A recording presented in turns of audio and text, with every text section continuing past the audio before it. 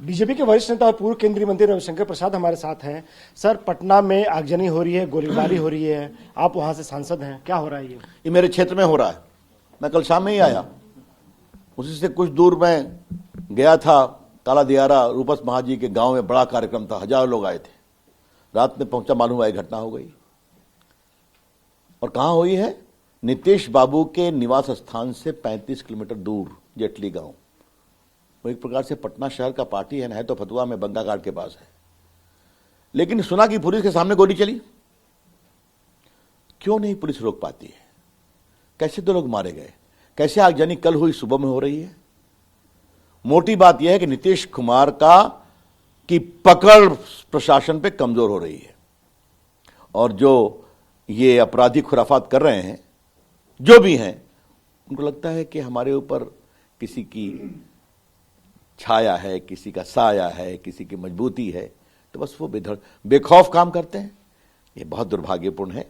मैं बहुत दुखित हुआ हूं। मैं आपके माध्यम से जेटली गांव के सभी लोगों से मैं अपील करूंगा, शांति बनाए रखें और सरकार से कहूंगा जल्दी इसको सामान्य करें।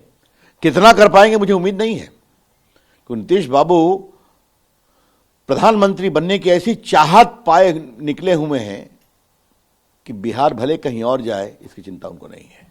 सर, टीवी9 भारतवर्ष के जब पत्रकार कवर करने गए तो पुलिस की मौजूदगी में उनको मारा गया, पीटा, कैमरा तक तोड़ दिया गया।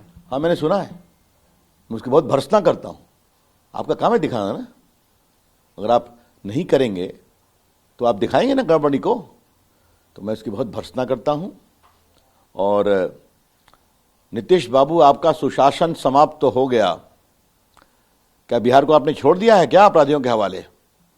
ये बड़े सवाल है। मैं बिहार पुलिस की क्षमता से परिचित हूं। वो चाहें तो चीजों को कंट्रोल कर सकते हैं। क्यों नहीं कर पा रहे हैं?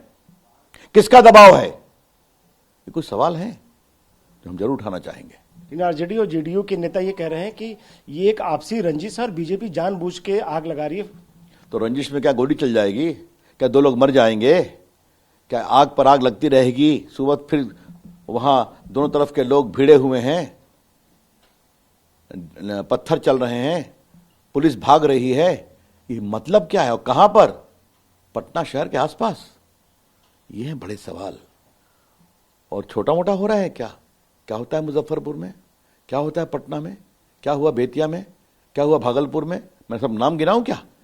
कैसे लोग अगवा हो रहे हैं, कैसे व्यापारी भाग रहे हैं। हम भी चाहते हैं बिहार आगे बढ़े, लेकिन नीतीश बाबू, आपने जो नया अलायंस बनाया है, उस अलायंस की बुनियाद में ही है खौफ। ये समझना चाहिए। नीतीश कुमार तो कह रहे हैं कि बीजेपी को हम 100 सीट पे रोक देंगे अगर सभी विपक्षी दल एकजुट हो जाए।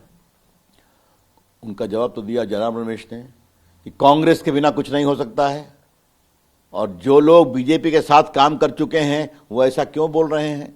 तो इशारा तो उन्हीं पर था, ऐसा ममता जी पर था। देखो दोस्त, ये देश बहुत आगे निकल गया है।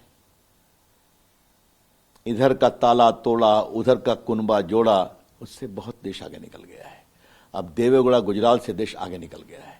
देश नरेंद्र मोदी की अगुवाई में जो बहुमत मिलता है, उसका असर क्या होता है देश जनता देख रही है कि भारत की अर्थव्यवस्था दुनिया की 5वीं अर्थव्यवस्था हो गई। क्या चीन या क्या पाकिस्तान सरहद पर सड़कें बनती हैं, 80 करोड़ लोगों को खाना खिलाया जाता है। भारत दुनिया की एक बड़ी आर्थिक ताकत बन रहा है। आज भारत प्लेन खरीदता है तो अमेरिका, फ्रांस और इंग्लैंड सब कहते हैं हमारे यहां नौकरी लगेगी, बनेगी।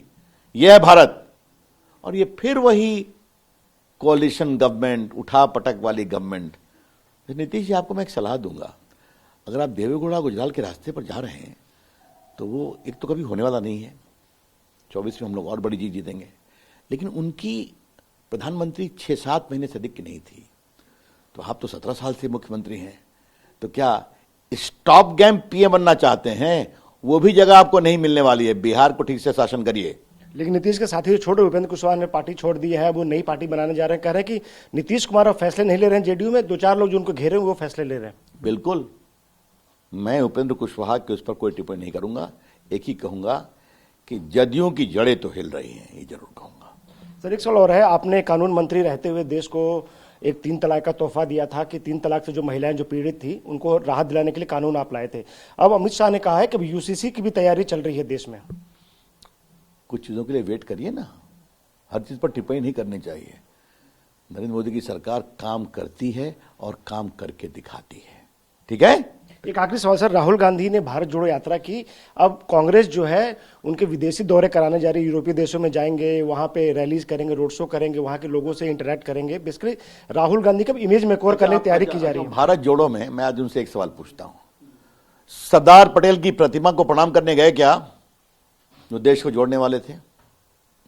सुभाष चंद्र बोस की प्रतिमा लगी है ना, जाके यहां आदर के 2 शब्द कहे क्या, फूल चढ़ाए क्या?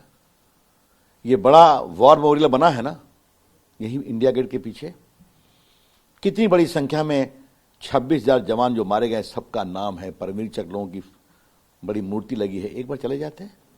और छोड़िए 3 मूर्ति गए हमारे पड़ोस में, जहां मोदी जी का बड़ा हृदय देखिए कि सिर्फ नेहरू जी नहीं, इंदिरा जी, राजीव गांधी, अटल बिहारी वाजपेयी, लाल बहादुर शास्त्री, चरण सिंह, गुजायल नंदा और वीपी सिंह, सबकी तस्वीर, देवेगौड़ा साहब सबकी तस्वीर लगी है। वहीं चले जाते हैं तो दुनिया क्या देखेंगे जब इस देश के कंट्रीब्यूशन को नहीं देख पाते, क्योंकि मोदी जी ने बनाया है। ये समस्या है। और क्षमा करें, उनकी तो सोच है कि देश को चलाने का तो पट्टा ऊपर से हमारे ही परिवार को आया है। तो जाएं विदेश में, राहुल गांधी वहां और सवाल उठेंगे। सिंगापुर में भी उठे, ऑक्सफोर्ड में भी उठे, आप जहां जाएंगे सवाल तो उठेंगे। शुक्रिया हमसे बात करने के लिए। चेतन के साथ आनंद प्रकाश पांडे, TV9।